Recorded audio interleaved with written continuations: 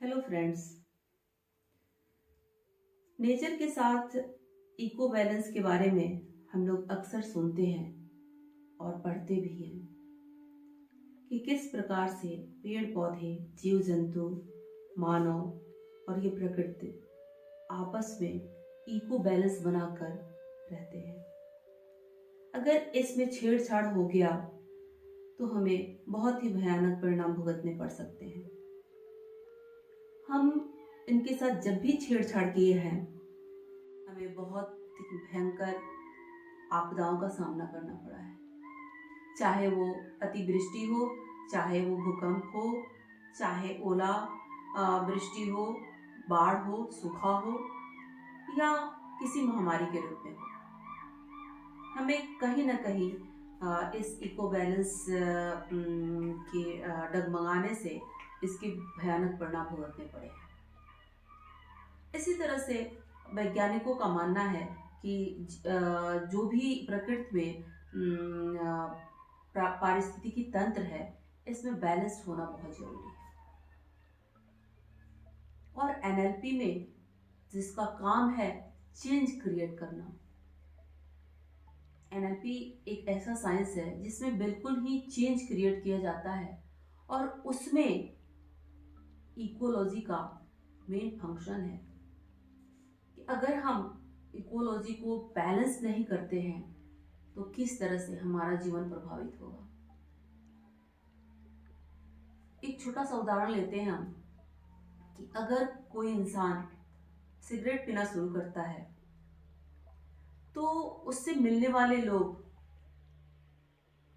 उसके साथ कुछ अच्छा व्यवहार नहीं करते हैं, या कुछ ऐसे मिलेंगे जो खुद सिगरेट पीते हैं, उसके साथ उसके क्लोज फ्रेंड बन जाएंगे, या जो सिगरेट पीना पसंद नहीं करते हैं वो उसको पसंद नहीं करेंगे, उस इंसान को पसंद नहीं करेंगे।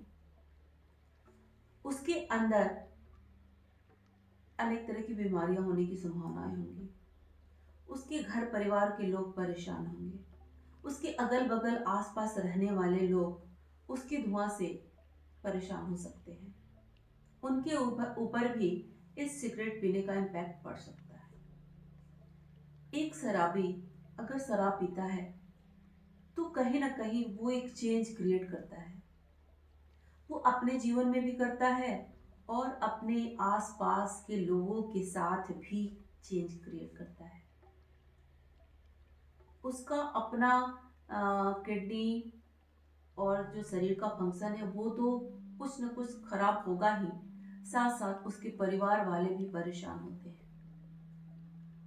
यानी कहीं ना कहीं इकोलॉजी डिसबैलेंस होता है, यानी इको बैलेंस्ड नहीं हो पाता है। एक तो खुद उसके साथ और दूसरा उसके आसपास रहने वाले लोगों के साथ, यानी उसके परिवार वालों के साथ। तो मित्रों, ये प्रकृति के साथ ही इकोलॉजी काम नहीं करता है, हमारे अपने जीवन के साथ भी इकोलॉजी काम करता है। आप देखते होंगे कि आप चल रहे हैं और अचानक लाइट रेड हो गई, रास्ते पे सिग्नल रेड हो गया और वहां पे आप रुक गए, और अचानक कोई उस सिग्नल को तोड़ के पार कर रहा है तो आपको अच्छा नहीं लगेगा। आपको अच्छा इसलिए नहीं लगेगा क्योंकि आपका माइंड कंडीशनड है। क्यों? उस इकोलॉजी के लिए बिल्कुल कंडीशन में है कि इस रूल को नहीं तोड़ना है। अभी लाइट रेड है और इस रूल को नहीं तोड़ना है, और सामने वाला अगर रूल को तोड़ता है तो आपको अच्छा नहीं लगेगा। तो जीवन में बहुत सारे ऐसे चेंज क्रिएट होते हैं जिससे या तो आपके अंदर चेंज क्रिएट होता है या फिर आपके बाहर होता है। मित्रों, आप सोच सकते हैं कि ये जो चेंज है ये किस तरह से हमारे जीवन में परिवर्तन लाता है और हम इस पे काम करते हैं। 2-3 दशक पहले एक एंटीबायोटिक हुआ करता था जो किसी भी बीमारी में लगा देने पे, इंजेक्शन के नाम से उसको हम ज़्यादा जानते थे पहले, लगा देने पे वो बीमारी ठीक हो जाया करता था। डॉक्टर हर बीमारी में लगभग उसको लिख दिया करते थे। उसका नाम था पेनिसिलिन। और वो पेनिसिलिन पहले टेस्ट किया जाता था स्किन पे, उसके बाद लगाया जाता था, क्योंकि इसके जो रिएक्शंस होते थे वो बहुत भयंकर होते थे। उसके रिएक्शंस को काटने में बहुत ज़्यादा परेशानी होती थी और मुश्किल हो जाता था उसके रिएक्शन को काटना। तो धीरे धीरे ये पूरी मानव जाति पे और जो भी इसके रिएक्शन से इफेक्ट होते थे उनके लिए ये फिट नहीं बैठा और इसको बंद कर दिया गया। उसकी जगह पे बहुत सारे और भी एंटीबायोटिक का शोध हुआ और अभी भी चल रहा है, लेकिन उस एंटीबायोटिक को बंद कर दिया गया। क्यों? क्योंकि वो हमारे इकोलॉजी पे फिट नहीं बैठा। और जब भी हमारे साथ कुछ अलग होता है तो हम उसको चेंज कर देते हैं, चेंज क्रिएट कर लेते हैं। इसी तरह से अगर हम कोई पर्टिकुलर काम करते हैं, कोई एक सपना लेके चलते हैं या कोई एक गोल लेके चलते हैं या एक कुछ अलग तरह का काम लेके चलते हैं और इसको करते हैं, तो हमारे अंदर एक आंतरिक संवाद चलना शुरू हो जाता है कि क्या मैंने ये करके अच्छा किया, क्या ये सही था, क्या ये ऐसा करने से ऐसा हो सकता है, क्या ये जो मैंने किया ये नहीं करना चाहिए, क्या ऐसा करने से दूसरे लोगों पे भी इफेक्ट पड़ेगा। तो इस तरह से आंतरिक संवाद यानी आंतरिक जो इकोलॉजी है ये हमें सोने नहीं देता है और हम अंदर ही अंदर तूफान में जीते हैं। और एक वो होता है जो हम काम को तो कर लिए और वो मुझे अच्छा भी लग रहा है, लेकिन जो हमारे आसपास एक बड़े से प्लेटफॉर्म के अंदर जो बहुत सारे लोग रहते हैं, जो मेरे अपने रहते हैं, जो मेरे पड़ोस वाले हैं, जो मेरे रिश्तेदार हैं, उनको अच्छा लगेगा कि नहीं लगेगा, या वो इसको स्वीकार करेंगे कि नहीं करेंगे, या फिर उनके ऊपर इसकी क्या प्रतिक्रियाएं होंगी, ये सब उसमें फिट नहीं बैठता है। तो भी हम काम पे अटक जाते हैं। तो इस तरह से देखा गया तो पाया गया कि ये जो एनएलपी से जुड़ा हुआ इकोलॉजी है उसके टाइप्स दो होते हैं। एक पहला जो है वो इंटरनल इकोलॉजी और दूसरा एक्सटर्नल इकोलॉजी। इंटरनल इकोलॉजी ही वो है जो अंदर ही अंदर हमें बहुत सारे सवालों में उलझाए रखता है और हम उसके सवाल में उलझते रहते हैं और उसके ठीक जवाब नहीं हम खोज पाते, उसको रिजॉल्व नहीं कर पाते। और जो एक्सटर्नल इकोलॉजी है वो भी वही है जिसमें हम काम तो करते हैं लेकिन बाहर वाले के साथ उसकी कैसी प्रतिक्रिया हो रही है और वो किस तरह से रिएक्शन कर रहे हैं, इसको रिजॉल्व नहीं कर पाते। और दोनों ही स्थिति में हम उस काम को पेंडिंग में डाल देते हैं या हम समझ ही नहीं पाते हैं कि इसको हम कैसे रिजॉल्व करें। जब भी पैसा, सेहत या अपने किसी भी गोल के लिए कुछ भी करने के लिए ठाने या कुछ भी करना शुरू करें तो पहले इंटरनल इकोलॉजी और एक्सटर्नल इकोलॉजी दोनों के बारे में अच्छे से तालमेल बैठा लें, एक रूपता बना लें मन, वचन और कर्म से।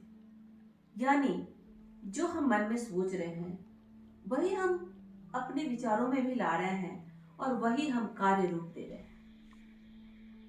तब जाके हम कॉन्ग्रुएंट होंगे और हमारे कार्य में कॉन्ग्रुएंसी आएगी, यानी एक रूपता आएगी। और जब भी इस तरह से जो काम हम कर रहे हैं और उसमें ये एक्सटर्नल और इंटरनल इकोलॉजी बाधा बनती है और हेल्प नहीं करती है, तो वहां पे इनकॉन्ग्रुएंट हो जाते हैं, यानी एकरूपता भंग हो जाती है। तो कैसे हम क्या करें कि हम इंटरनल और एक्सटर्नल दोनों इकोलॉजी को कॉन्ग्रुएंट कर पाए? उसके लिए 3 तरह से आप अपने अंदर सवाल पूछेंगे। पहला, अगर मैं इस काम को करूंगा या करूंगी तो मेरे पेन्स क्या होंगे? दूसरा, इस काम को करने से मेरे गेन्स क्या होंगे? और अगर मैं इस काम को करूं ही ना तो मेरे गेन्स क्या होंगे और मेरे पेन्स क्या होंगे? तो मित्रों, जब भी आप यथास्थिति वाले बात पे सहमत होते हैं और वो ज्यादा स्ट्रॉन्ग लगता है कि मैं कुछ करूं ही ना और इसके पेन्स ज्यादा हैं, तो आपकी जो इकोलॉजी है वो आपकी हेल्प नहीं कर रही है, यानी आप कुछ करना ही नहीं चाहते। तो अगर आपके किसी भी काम के करने से आपको अगर गेन्स नहीं मिल रहा है या फिर करने पे पेन्स नहीं आ रहे हैं, तो फिर आपका इको बैलेंस सही नहीं है। गेन्स आ रहा है तो आपकी वाह वाह, अगर पेन्स आ रहा है तो उसको रिजॉल्व करना सीखना चाहिए। कैसे हम इसको सॉल्व करके आगे बढ़ें, यही हमारे इकोलॉजी बैलेंस्ड का एक बढ़िया उदाहरण है।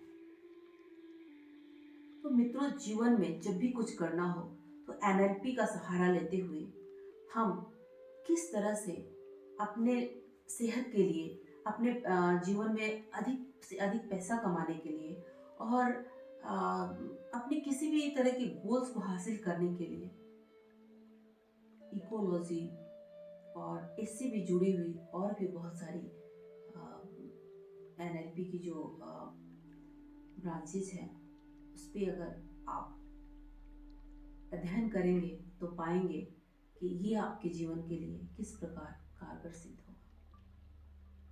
तो मित्रों, ये वीडियो आपको कैसा लगा जरूर बताइएगा और मेरे चैनल को सब्सक्राइब कर दीजिएगा